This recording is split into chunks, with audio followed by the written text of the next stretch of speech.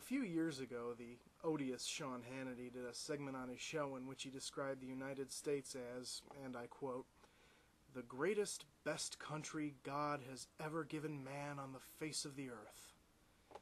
While obsequious fawning displays of nationalism like this make me cringe in reaction, similarly to the sound of nails on a chalkboard, I let it go at the time because such displays have become commonplace among right-wingers.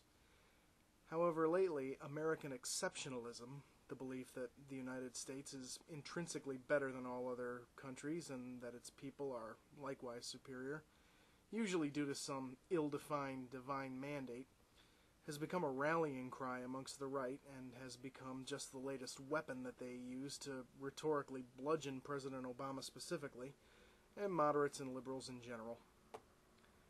Faced with the charge that he does not support the unqualified view that America is simply better than other nations, period, President Obama once again did the exact wrong thing, and in his recent State of the Union address paid lip service to the idea that America is great by its very nature.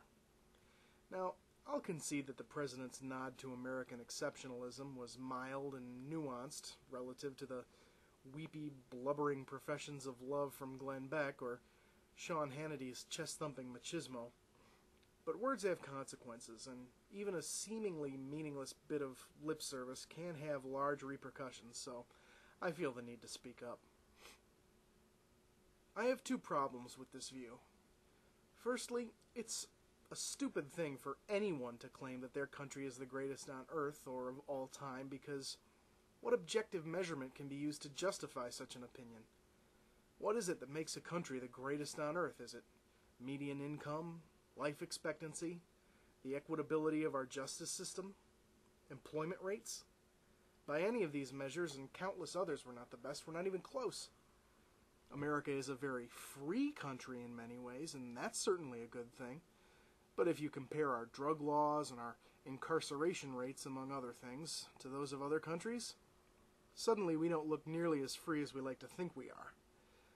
Now, no one can argue that the United States is the best country in the world without appealing to gut feelings, an ineffable sense that we're somehow the best, with no rationale offered or needed.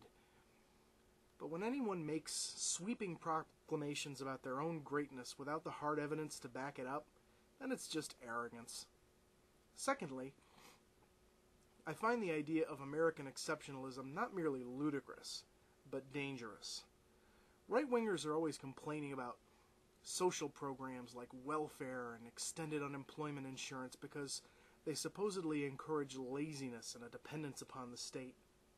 If someone gets a check from the government without doing any work to earn it, then you foster an attitude of apathy and give the recipient no reason to pull themselves out of their current circumstances, or so conservatives argue.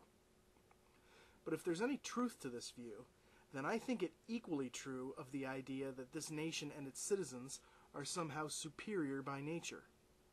What reason is there for a nation to improve itself if it's already the best in the world? What reason is there for a person to improve him or herself if the mere accident of their geographical location at the time of their birth makes them superior? The mark of a great nation is to constantly strive and improve, and never to rest on its laurels. A great nation looks around at other countries, sees what they do right, adopts those practices, and then refines them and carries them to the next level. How can we as a nation incorporate the practices of other countries in an attempt to improve ourselves if we view all other countries as inherently inferior and won't even recognize when another country does something better than we do? How can we even seek to improve ourselves at all if we already think we're the best? The mark of a dying nation, on the other hand, is a casual dismissal of the need to learn and grow and change with the times, and a refusal to acknowledge that other countries could ever outperform us in any way. Because once you've accepted the idea that any past greatness was not the result of hard work and study, but of some inherent quality that can never be lost, then you have embraced complacency, and every day that goes by is just a clock, counting down to the day when your country is kaput. Some people might honestly mistake my criticism for hatred, and I suspect that more than a few would try to dishonestly discredit me with false accusations of unpatriotism. But I love my country. I really do. America has been good to me, and in spite of all of its flaws, it's still worth fixing. But to do that, we have to put to rest the arrogance, the hubris of American exceptionalism. Countries are only great when its citizens put aside their differences to achieve a positive common goal. Individuals are only great when they work for it. Even Mozart had to practice. Even Einstein had to study. Patriotism can be a good thing when it drives us to do something worthwhile, like develop the technology to send people to the moon and bring them safely home. And it can be a good thing when it drives us to face our own shortcomings and to fix them, like giving all people, regardless of race or gender, the right to vote. But when someone's patriotism becomes exaggerated to the point of blind, reflexive adoration, and when such people attack and denounce all who don't share their sycophancy, then it's no longer a virtue, but an obsession that hurts us all. Our nation will only survive if we drop our delusions and see America for what it is, shortcomings and all. It will only be great again if we work to make it so. Thanks for watching, and as always,